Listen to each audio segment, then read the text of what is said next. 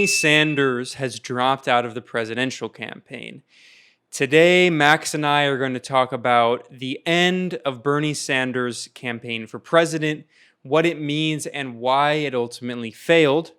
We've been talking a lot about Bernie Sanders in the past several months. We talked about his weaknesses in foreign policy. And of course, it goes without saying that the entire media establishment and the DNC rigged the entire game against Bernie Sanders from the beginning. It's further exposed how the U.S. is not in any way a functioning democracy. We can talk about all of that, but today we also want to talk about the problems inside the Bernie campaign itself, the problems with Bernie himself, who refused to attack the Democratic Party, even while it was continuously stabbing him in the back again and again and again. He refused to speak out against the media, even though the corporate media made it clear from the very beginning that it was not going to give him any fair coverage. When it wasn't ignoring him, it was smearing him and attacking him. So it's true, of course, that everything was rigged against Bernie, but it's also true that he and the campaign made a lot of errors. So today, Max and I are going to go into that, and specifically, we're going to talk about how the so-called media left that kind of coalesced around Bernie, that tried to turn the Bernie Sanders campaign into its own kind of opportunistic moment to help project their own images on the international stage. A lot of these so-called leftist media outlets also played a role in sabotaging this movement and in doing a lot of damage ultimately in the long term to the left. So I'll cut to Max here and we'll begin. I mean, there's so much to cover, but Max, what are your thoughts on Bernie dropping out? Well, I would just say at the gray zone that I think we played a role. It may never get acknowledged, but we went after a lot of the establishment elements, particularly in the foreign policy establishment, that were aligned against Bernie. So we definitely did not oppose Bernie Sanders. I think I speak for both of us when I say that we saw his campaign as kind of a refreshing moment. It opened up a lot of opportunities for us to expose the Democratic Party establishment, some aspects of the foreign policy establishment. But the campaign went out with a whimper. Bernie Sanders branded himself as a revolutionary. He branded himself as a socialist. And now it's clear that that was just a brand. And there's an article out today in Politico, which I find to be so pathetic. It's such a pathetic read. Inside Bernie Sanders' campaign nosedive. And the headline is, that many Bernie Sanders staffers wanted him to be more aggressive. But then when you actually read into the body of the piece, these former staffers speaking anonymously are complaining that they were unable in meetings with Phil Griffin, who is the CEO of MSNBC. I mean, he is like, the essence of what a socialist would consider a class enemy. And they were having all these meetings with Phil Griffin begging him to be nicer to Bernie. Then they were considering hiring more professional consultants. I mean, they already had a ton of people on the payroll making good amounts of money to call in favors from corporate media. Bernie Sanders made a few jabs at the Washington Post because it was owned by Jeff Bezos, but he didn't address the media, the corporate media, the most hated institution in America, as an enemy of the people, which everybody recognizes it as. Not all media, not all journalists, but the corporate media. They were constantly appealing for respectability. It was the same thing on foreign policy when Biden would attack him on Cuba. On all of these, basic statements, Bernie would just get defensive instead of just plowing ahead and being himself. Bernie wouldn't take on Obama, who was a complete paper tiger. And we saw how Trump just took out one paper tiger after another, the Bush family, Rubio, whoever. Bernie wouldn't do that. It just wasn't in his soul. It's just not who he was. And I think what we really want to talk about is not just Bernie himself. I mean, I respect him for what he did, and I always saw him as I saw his flaws and his lack of charisma. I'm not shocked by the way he went out. We should talk about the elements around him and many of the people who are claiming credit for smashing neoliberalism and, setting the stage for this revolution moving forward after Bernie. Because I think, we really have to question whether there will be any lasting impact considering that so many people put all their faith in one figure. And in so many ways, this left media ecosystem that established itself around the Bernie campaign starting in 2016, whether it actually can carry any kind of organizational impact out of this campaign. Absolutely. And there's a few things to hit there. I mean, there's so many different topics we're going to try to explore in this episode, including the problems with Bernie himself, the problems with the people surrounding Bernie, the problems with his response to the DNC, his very weak response to the corporate media attacks, and of course the people who populate so-called leftist media.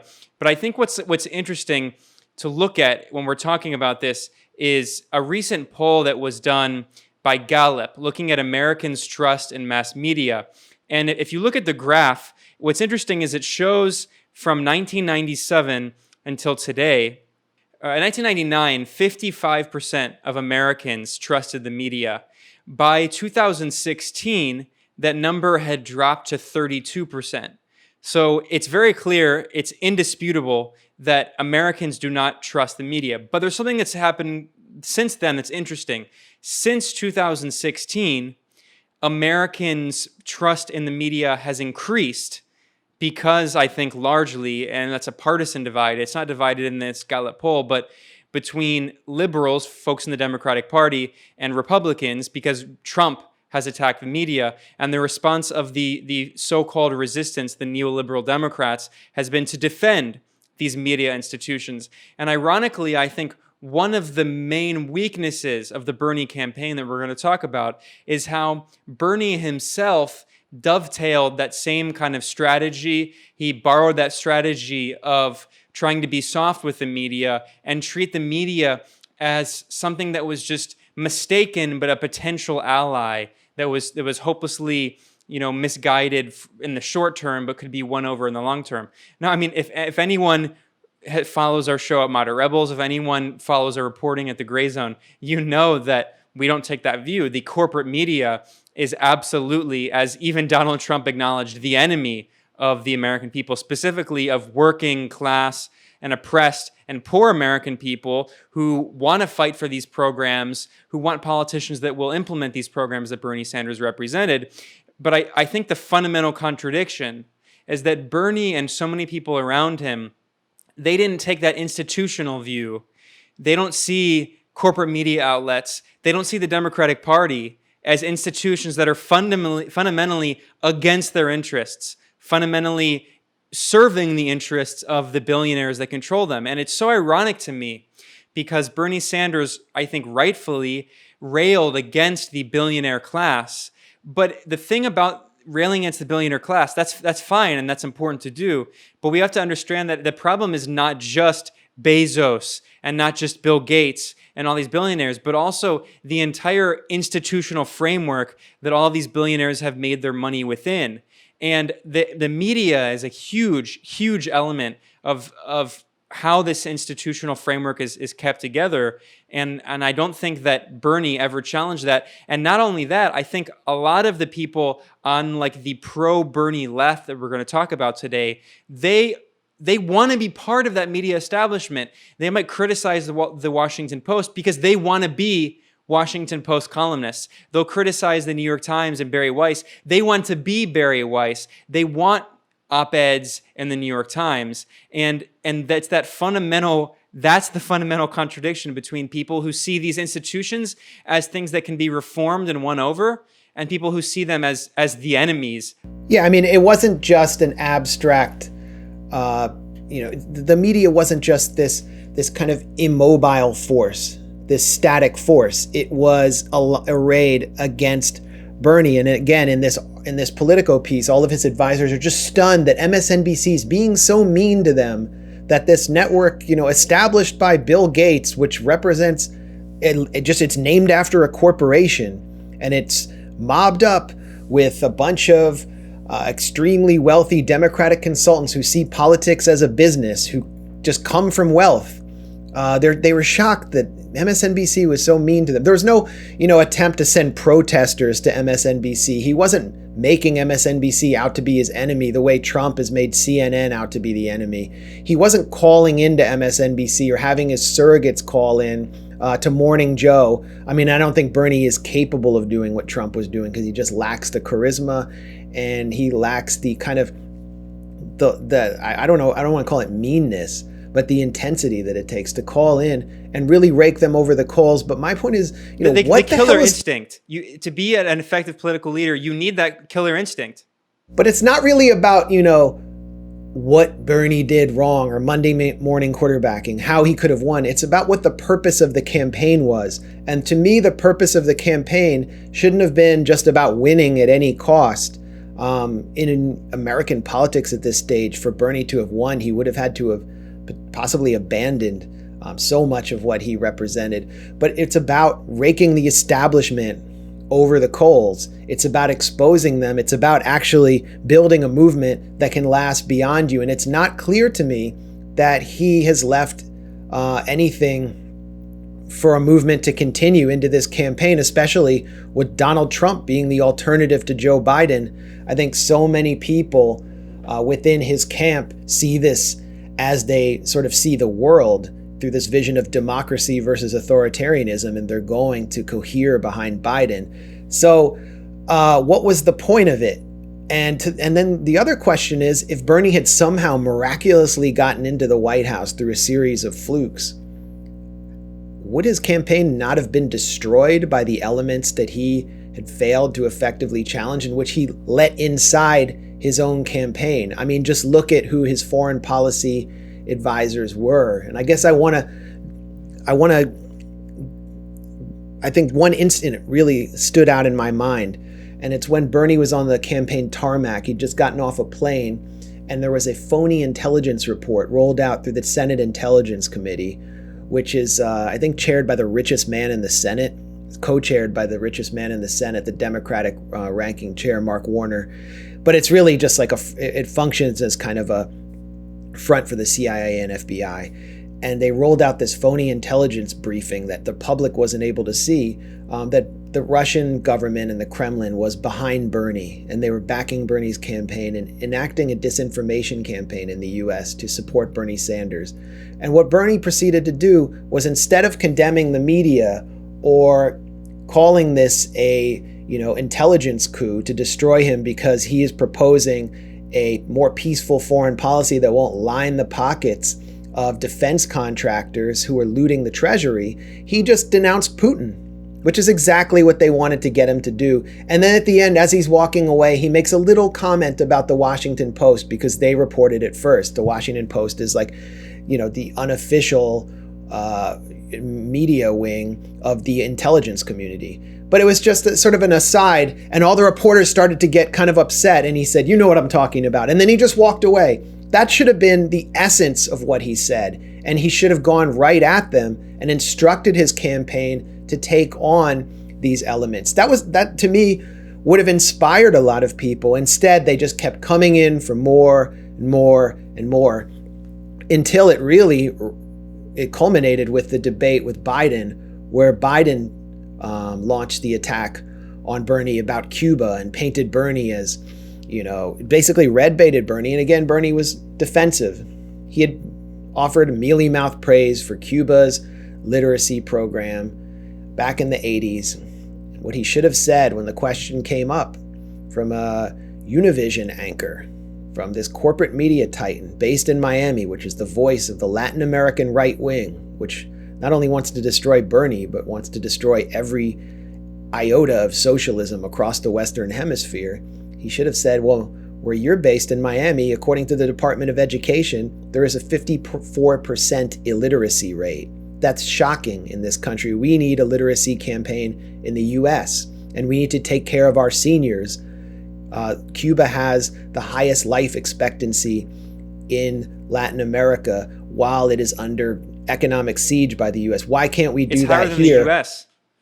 Higher than in the US, where the life expectancy of white Americans has gone down for the first time since World War II. He couldn't have said that. No one around him even gave him the idea to say that, and it wasn't in his own heart to take a aggressive position towards these elements which are out to destroy him. And so by the debate, I was like, it was really that moment on the tarmac when I decided Bernie's campaign is really finished. He doesn't have any killer instinct. It's the same feeling I had when I saw 2 days after Donald Trump questioned Hillary Clinton's health and got attacked for it on September 9th, 2016. 2 days later, on September 11th, at Ground Zero, Hillary Clinton collapsed in the sun and on camera.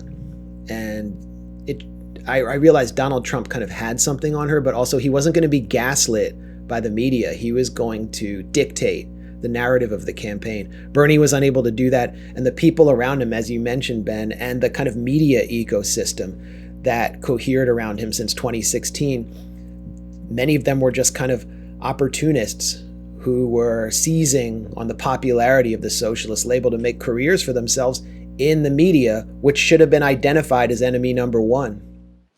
Absolutely. So there are a few different responses that I think we should grapple with here. One, Max, you were talking about how there's been this response that's popular. We've seen it from Jacobin magazine and many other places that are saying that, we lost the battle, but we're going to win the war. This is a long-term struggle.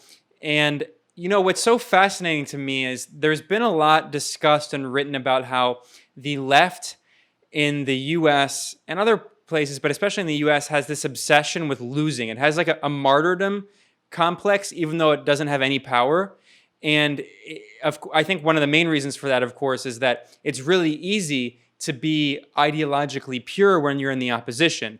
There are so many self-declared socialists who like to criticize every existing socialist government, every existing, socialist party that has some kind of power, especially in the global South, saying that they're not pure enough, they don't do this well enough, etc. Because the Anglo left in the US and Britain and some other countries has never really had power. So it's really easy. It's a holier than thou, a more radical than thou approach. But then there's also this kind of martyrdom complex where people see history as rightfully, as this longitudinal struggle. And in the long term, history will absolve us and will win. Yeah, but when Fidel said that, after a revolution, after seizing power, but you have so many people in the US media who are like, history will absolve Bernie. Well, Bernie didn't win. Bernie doesn't have power outside the Senate. And, he's done good work in the Senate, but that's nothing compared to the presidency. So there's... Fidel also succeeded under much less favorable circumstances against, the imperial Goliath. Exactly. And so there's been this attempt, not only with Bernie, we've seen the same thing with Jeremy Corbyn in the UK, who, we're not going to relitigate everything that happened there. We have some other past episodes you can check out with Joshua Jackson talking about, the kind of post-mortem on the British election. But look, Jeremy Corbyn and Bernie Sanders are both very nice, good people who had a lot of excellent policies, and I really hope they would both win. They both lost, and in fact, one of the reasons they lost so badly, I think, is precisely because they're so nice and because they thought they could win over elements of the very same corporate party that was stabbing them in the back and trying to destroy them, and the corporate media that was trying to destroy them.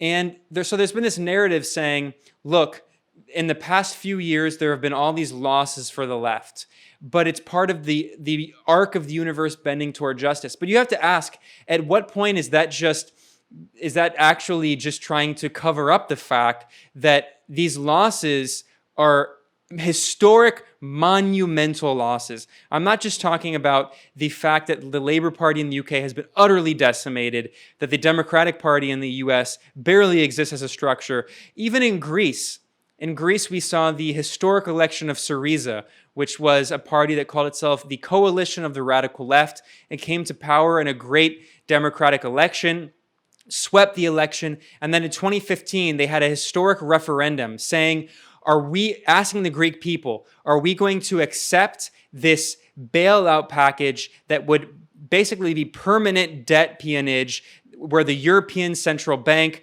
and the European Commission are going to force us to implement more austerity, more privatization, or are we going to finally have some guts and challenge these neoliberal institutions and actually leave the European Union and call them on their bluff.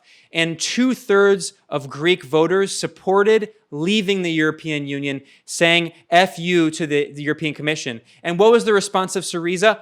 Utter capitulation, giving in to the European Commission and ignoring the democratic mandate that its own people had given it to leave the European Union. It's the same thing that happened a few years later with the destruction of the Corbyn movement, where Corbyn knew that he should leave the European Union. This is an unpopular neoliberal institution, but the Blairites that controlled his party and the media refused to let him do it, and he refused to take that leap of faith. So what we're seeing again is the repetition of the same phenomenon where these elements of the left, these professional leftists whose jobs are to write op-eds, who try to get their columns in The Guardian and the New York Times and the Washington Post, they were the ones who live in New York City and London and have trust funds often.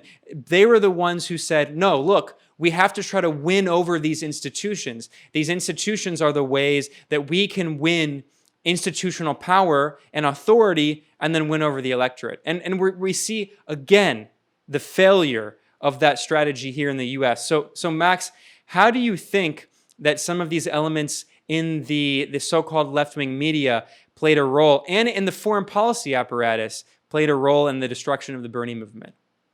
Well, I don't know if they played a role in the destruction of the Bernie movement. They played a role in its construction and its branding, and we see where it wound up.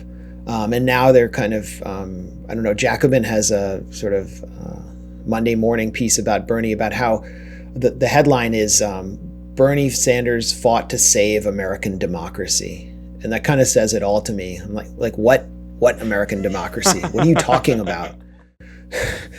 I mean, he and in so many ways, his demise really confirmed the lack of democracy. Not that his campaign had much interest in challenging it. I mean, after Iowa, where where something very shady took place, where Bernie Sanders was way ahead in the exit polls, and somehow Pete Buttigieg pulled ahead after a mysterious application, a mysterious app, shadow app, was misreporting or unable to report all the polls, all the numbers out of the precincts, all the vote totals. And it turned out that that app had been designed through a super PAC, which was funding Pete Buttigieg's campaign by a consultant whose husband was a top advisor to Pete Buttigieg, and Bernie Sanders didn't say anything. And then the message from Jacobin founder Bhaskar Sankara was sending the message to the, followers of Jacobin or whatever, their left-wing grassroots troops, that we shouldn't be talking about rigging. We shouldn't be talking about what just took place in Iowa, when it should have been, let's have a goddamn protest in Iowa. Let's bring out our troops. It was one of the shadiest things I've ever seen. And I wrote a piece about it. We could talk for an hour about how shady it was. But basically it looked like billionaires had created some kind of apparatus to put Buttigieg ahead. And Bernie didn't even call for an investigation or an inquiry. And then you have the vanguard of the Bernie movement and its founder saying, let's move on and not talk about rigging. So let's not challenge the institutional apparatus that billionaires have created, which is connected to Buttigieg, to defeat us. Let's just move on to Nevada. And arguing that in The Guardian, the voice of Blairism. It's not just the voice of Blairism, it's the voice of neoliberalism. It's the voice of regime change. It is the voice of the phony anti-Semitism campaign against Jeremy Corbyn. It's just the voice of everything awful that has consumed the center left.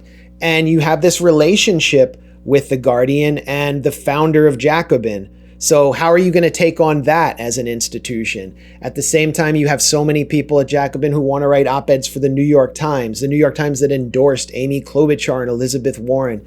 And I don't know why Bernie didn't march into their offices and hold their feet to the fire on all of the awful things they've done over the past 20 years. I mean, the New York Times has been the ultimate cheerleader for NAFTA, for CAFTA, for TPP, for the Iraq War, for all of these regime change wars, for every single free trade deal that Bernie has opposed, for the IMF, for the World Bank. And he went in there and kind of seemed slightly annoyed, but he didn't take it to him. It was very unsatisfying. And then they go and, endorse the kind of like two suburban white candidates because that's what they are. I mean, I can just go on and on, but you also mentioned the foreign policy advisors around Bernie. These people do come from the Washington blob. They come from the kind of, the part of the blob that thinks that the blob itself needs to be reformed, but they come from the think tank world, from the New America Foundation, Center for American Progress. They're obviously, many of them are not as horrible as the people surrounding even Elizabeth Warren, but one figure comes to mind, Matt Duss, who was puffed by, I forget the guy's name. He writes like an article every 2 months and spends all day saying crazy shit on Twitter about how people who oppose him will be put on lists. He's I don't know how you survive like writing 1 or 2 articles a month and living in an expensive place like New York, but that's what this guy does. But he had some cover story on The Nation about how Matt Duss is going to take on the blob. The blob is what Obama and his foreign policy advisor Ben Rhodes called the apparatus of think tanks that really thrived on permanent war, but which they failed to challenge. And but the fact is, Duss comes out of the Center for American Progress. He was at Think Progress for a long time. And when Neera Tanden, the president of the Center for American Progress, just kind of like this kind of corporate cartoon of just Clintonite corruption, when she ousted several of Matt Duss's colleagues, Eli Clifton, Ali Gharib, and I think Fez Shakir, who went on to become Bernie's campaign manager, because they were writing too many pieces challenging the drive for war with Iran. She came under Israel lobby pressure. Her little Potemkin village was taking a ton of money from pro-Israel interests. And so she just kicked him out. But Matt Duss stayed. He didn't protest. He didn't leave in solidarity with them. He stayed because he had a career trajectory that would end him up on a campaign like Bernie's campaign. So Duss actually, I knew him. He's like a nice guy. I never imagined him leading Bernie's campaign. But then out of nowhere, we never really, were at odds, but out of nowhere, he wrote this review of my book in 2015, 2 years after my book Goliath came out. My book Goliath is about, Israel under permanent right-wing control. Kind of Israel, the state of Israel becoming consumed with fascism, and how it emanated from the organic ultra-nationalist beating heart of Jewish Israeli society. And Duss wrote this review just assailing my book and comparing me, basically equating me with this insane neocon, Joshua Moravchik, who's just like, they call him Joshua Apparatchik in Washington because he's just a neocon apparatchik. And he had written a book basically praising Israel and trashing the Palestine Solidarity Movement. So we're both basically, I'm on the wrong side of the left. I'm too extreme. Joshua Moravchik is too extreme. But Matt Duss is right there in the middle, and he's very reasonable. I'll read a little bit from Duss's review, but this really shows you who the person who was kind of touted as Bernie's top foreign policy advisor who was going to take on the blob, really shows you his sensibility, his kind of opportunistic sensibility. As with Moravchik's refusal to engage seriously with the Palestinian perspective or the reality on the ground, at no point does Blumenthal consider that there's anything reasonable in the Jewish desire for national self-determination, or that contemporary Jewish Israeli fears might have a basis in reality, especially in the wake of the Second Intifada, which saw Israel's urban centers terrorized by bombs and buses, shopping centers, and restaurants. One needs to understand the grievances that give rise to an Avigdor Lieberman. This is, at the time was a fascist minister in Netanyahu's government. Just as one needs to understand the grievances that gives rise to a Khalid Mishal, the Hamas leader. So he's equating Palestinian resistance with Israeli fascism. I could go on and on, but this is what he was writing. To behead disloyal citizens, Palestinian citizens of Israel. Yeah, I mean, it's just atrocious. And it's not that different from a lot of the writing that we've seen in Jacobin on, on foreign policy issues, where there's a lot of both sidesing. It's just kind of the hallmark of opportunism. So Dusk, becomes Bernie's top foreign policy advisor. And this is someone who, after Bernie's campaign floundered and Bernie dropped out, tweeted, "The work continues." That really says it all for me, because it means he has to go back and get a job in Washington. And he has to work with many of the people who were advising Joe Biden, Pete Buttigieg, Elizabeth Warren in that think tank world. So why would you really want to take them on in the kind of aggressive and structural way, addressing them as architects of permanent war? Why would you want to do that if you know that your campaign is eventually going to fall apart and you have to go back to the work? The work continues. So I am not shocked. I wasn't shocked when I actually went to the launch of the Quincy Institute, which was it's this new think tank in Washington, which was kind of positioning itself as, in some ways, the foreign policy brain of what could have been a Bernie White House. They want to challenge endless war. They had a launch, and Matt Duss was on a panel there with one of Biden's top foreign policy advisors. And I asked him about Bernie Russiagating himself, which we talked about before. There was this phony intelligence assessment that Bernie had been a Russian, that basically Bernie was a Russian plant. We all knew it was coming. And Matt Duss gave the most remarkable answer. He said that we looked at that assessment, which wasn't available to the public, and we found it convincing. So he said that he was convinced that Russia was backing his own boss, and that this assessment was completely true and legitimate, and that it wasn't actually an assault on their campaign and an attempt to assassinate Bernie's character through the most McCarthyite red baiting tactics. And he said it in this kind of quiet voice with Biden, one of Biden's top foreign policy advisors, sitting next to him, and they had this collegial, friendly talk. There wasn't even a debate. So that just said it all to me. There was never going to be a Bernie foreign policy that took on the actual foreign policy establishment. And if you actually look at what Bernie's real foreign policy vision was, which was hyped up by Megan Day in Jacobin, it was just a warmed over version of Obama's liberal internationalism, which destroyed swaths of the Middle East and North Africa. And it was kind of a repackaged version of the vision that Madeleine Albright offered in her book on fascism, where it's just the democratic actors versus authoritarianism, or Bernie calls it right-wing populism. And they lump all these different figures together, from Mohammed bin Salman, who governs a theocratic monarchy, to Vladimir Putin. And they're all just right-wing authoritarians that we have to take on. So it's basically soft imperialism, and it's an attempt to kind of mollify the people who should have been identified as enemies so Bernie can move forward, and it wasn't obviously enough.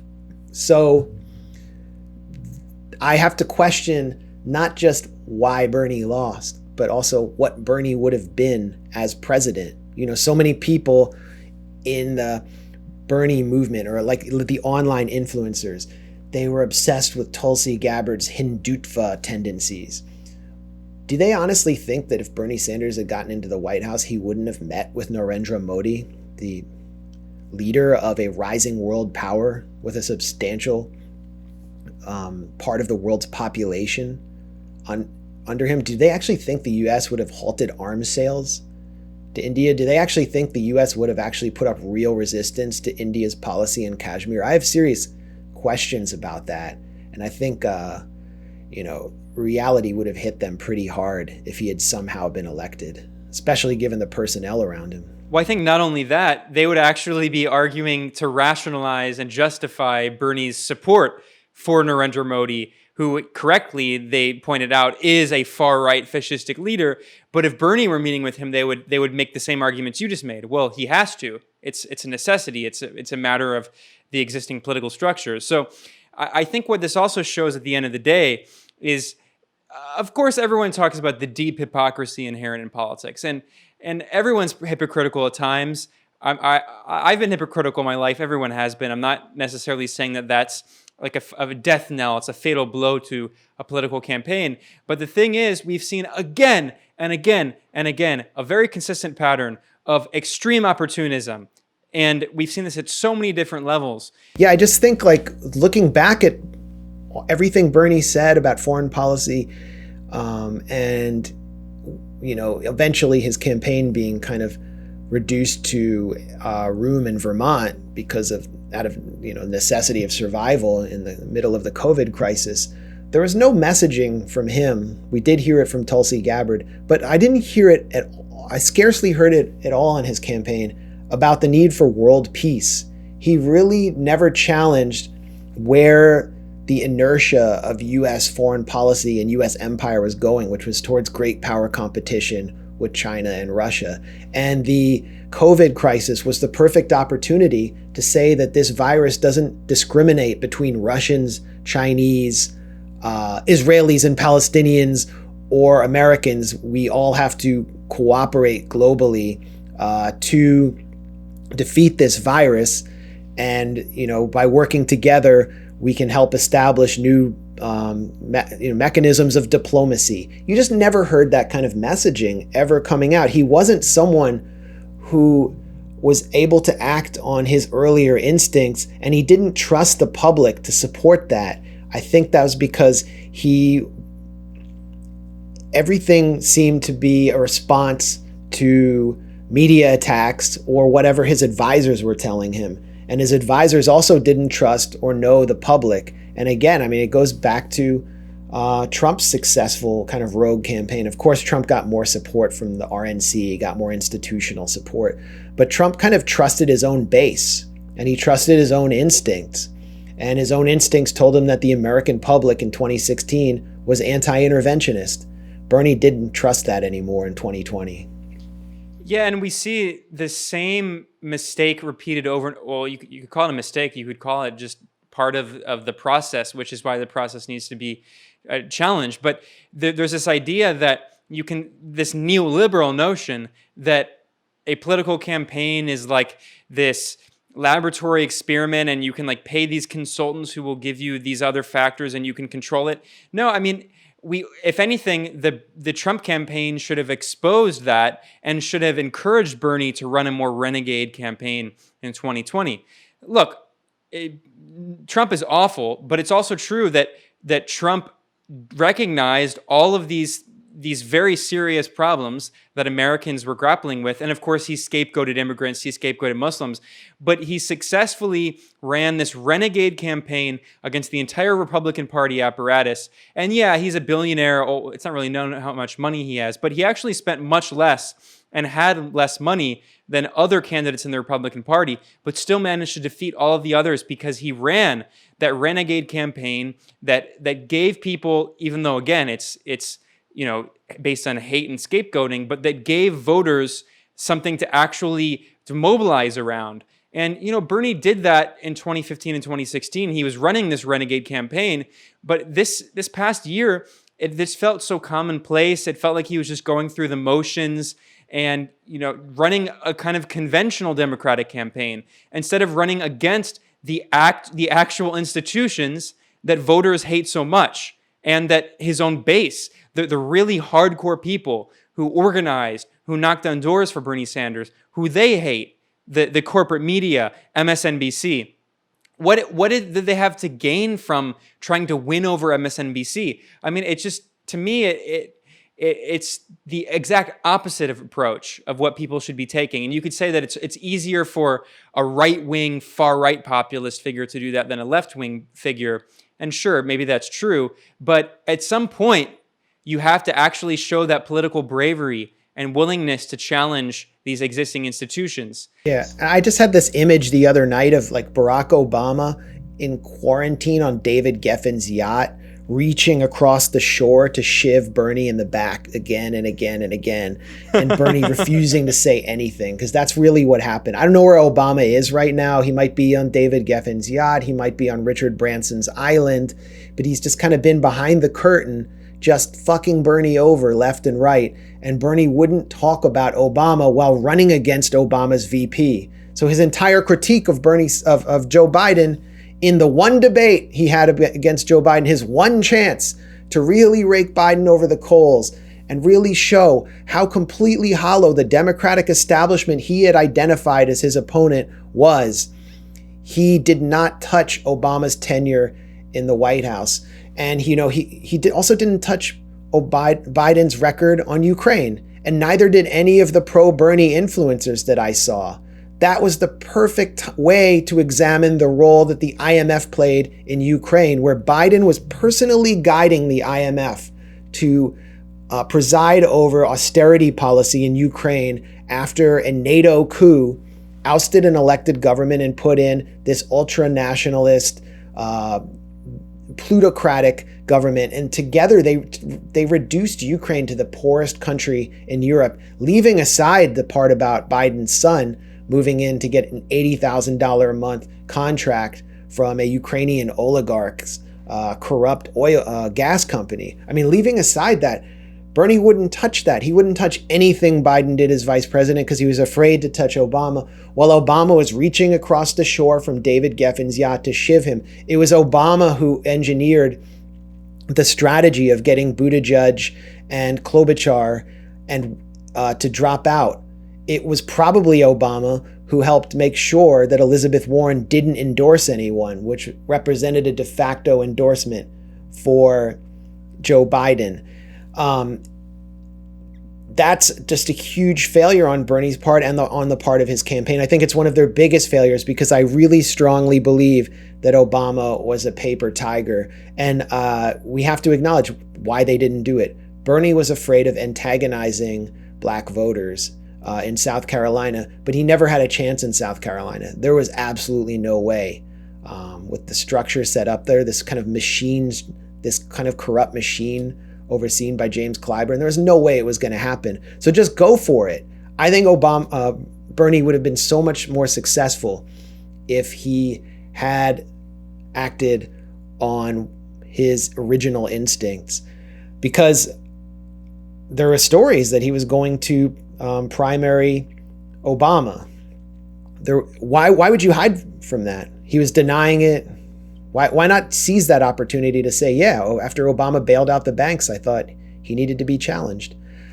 So that was incredibly depressing. And, Obama really is, I think, one of the worst villains in American politics right now. His legacy has just never been thoroughly examined. There's one biography about Obama that was slightly critical by a historian, and the historian just got brutally criticized, and it just went away. So here we are with Obama's vice president, can barely finish a sentence, confined to a room in Delaware, and this is the hope for defeating Trump?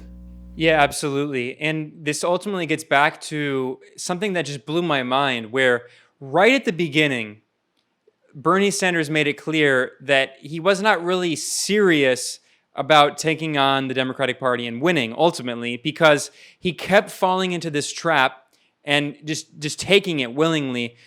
He was asked again and again, will you support the Democratic Party's nomination for president? And he always said, yes, I'm going to support and campaign for the Democratic Party's nomination. Now, if you were serious about running a campaign to win and you wanted power, the only response to that question is, well, I'm going to be the candidate. So what, am I supposed to endorse myself?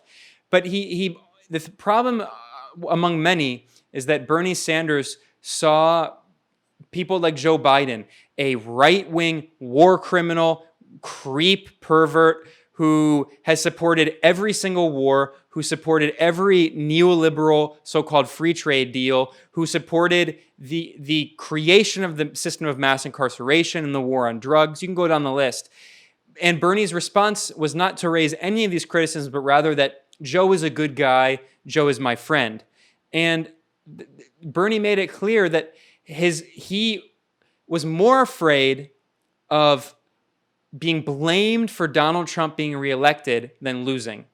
He clearly preferred losing than being blamed for Trump winning re-election. Now it's pretty likely that Trump will win re-election, but Bernie clearly made the gamble that if I attack Joe Biden too hard, if I go after the Democratic Party, I'm going to delegitimize this candidate and this institution in the eyes of many voters, which will encourage them either not to vote or to vote third party.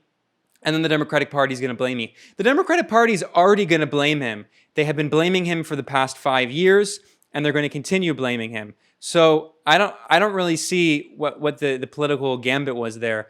But it's frankly a sign of political cowardice.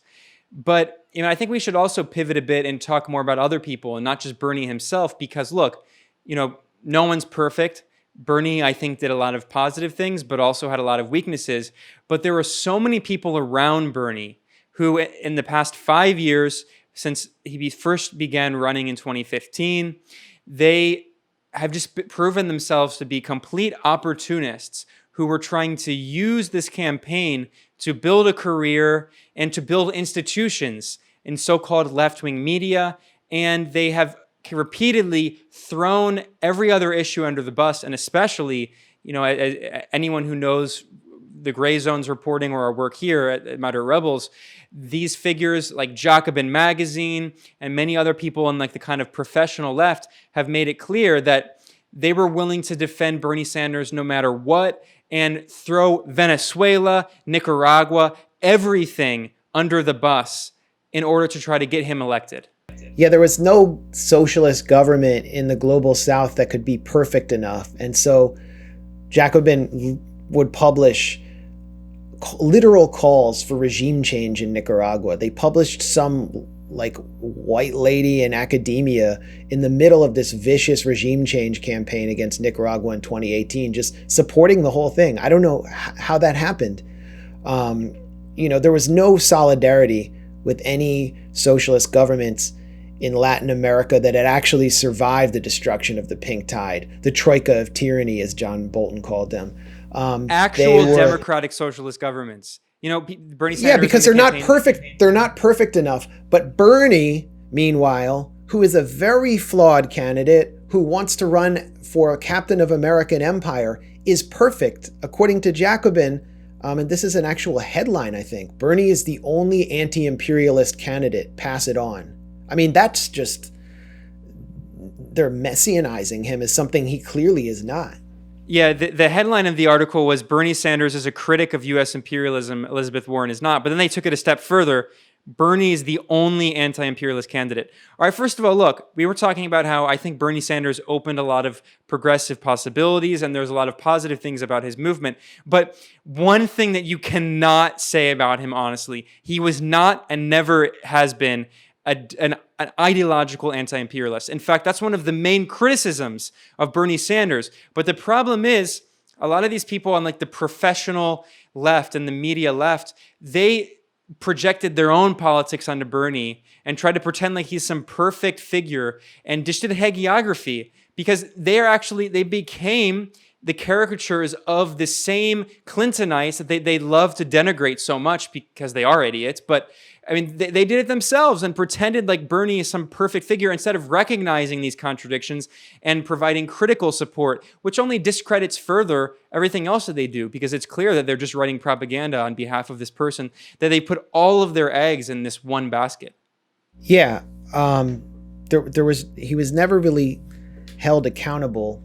And then someone who emerged from the Bernie movement, who also was a flawed candidate, I'm not going to paper over her clear flaws, but someone who emerged from the Bernie movement, who started actually taking out challengers to Bernie, who really deserved it, who kind of single-handedly took out Kamala Harris, who embarrassed Pete Buttigieg, who was clearly kind of functioning as an attack dog for Bernie, but I'm talking about, of course, Tulsi Gabbard, was just identified as an enemy who had to be destroyed by Jacobin and the elements around that media ecosystem that cropped up around Bernie. For some reason, they saw her as a threat and they painted her as a fascist. The first real left-wing attack piece on Tulsi Gabbard came out of Jacobin. Tulsi Gabbard is not your friend. And the most amazing thing about that piece was that it didn't mention Syria once. And the reason that Tulsi Gabbard was hated by the foreign policy establishment was because of her courageous trip to Syria, where she had actually tried to do diplomacy to bring the proxy war that was destroying so many people's lives in Syria to an end by ending US and CIA support specifically for the so-called moderate rebels, these extremist and jihadist forces that were ravaging Syria. That just upset so many of the most powerful elements. I mean, she touched the third rail in Washington. And Jacobin didn't even mention that. It didn't even mention Syria. It attacked her on the basis of Hindutva and things she had said in the past, which she had clearly left behind. I mean, she obviously was changing and evolving. She's actually a relatively young person. I think she's younger than me. So she wasn't allowed to evolve. And in the campaign, she continued to take on regime change wars. She was the only candidate who took on the new Cold War, which Bernie in so many ways was advancing through this soft imperialist vision of democracy versus authoritarianism. He was clearly going to take an anti-China tack, and many people around him were pushing him to do so. She spoke out against that. She did advocate global cooperation against coronavirus. So I thought she played a positive role without actually threatening Bernie. And in the end, and I don't want to get away from what you were talking about this kind of professional left media ecosystem, but in the end, she was attacked for endorsing Joe Biden. But this was, first of all, a fuck you to Hillary Clinton, who had said, and that Democratic establishment in a way that was saying she was a Russian Trojan horse who was going to run third party. But it was also a fuck you to the Bernie campaign because they rejected her endorsement. They didn't want her out there campaigning with them. And I'm sure that was a decision that was taken because of the disinfo op rolled out against her, where they painted her as this Hindutva fascist. Tulsi Gabbard would have been, if Bernie Sanders hadn't, shrunk away, a very effective surrogate right now, especially with the scandal unfolding in the Navy. This is someone with a military background. I don't know why hardly anyone on the left is talking about this. The acting secretary of the Navy firing an aircraft carrier captain because he wanted to take his ship back to shore because COVID-19 was spreading on board. His sailors are in open revolt against his removal.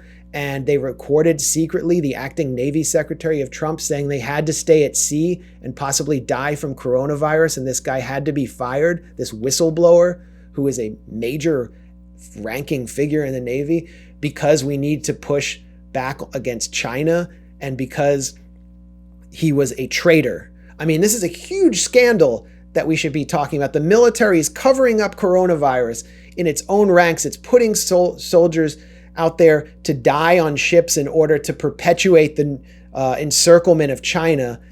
And Tulsi Gabbard would have been the perfect person to talk about it, but she's just been sent off to Hawaii. So this is just, I think, the pathetic end result of a disinformation campaign that was really rolled out by Bernie online influencers. So it goes back to, I think, their complete lack of vision, lack of understanding of what's going on in the country, and where they really come from and what their goal is, which is to write op-eds for the New York Times and get their little podcast put on bigger platforms. We're going to take a pause here. That was the end of part one. In part two, we're going to continue our discussion of what went wrong in the Bernie Sanders campaign, and we're going to talk much more about some of the so-called leftist media outlets that coalesced around him and some of these personalities and how they just showed themselves to be total opportunists, and especially how they threw all socialists in the global south under the bus and just really have embraced imperialism and attacked anti-imperialists, all while just trying to provide cover to get Bernie Sanders elected for president. Definitely join us in part two at Moderate Rebels. And if you want to support us, please go to patreon.com/moderaterebels. Check back soon.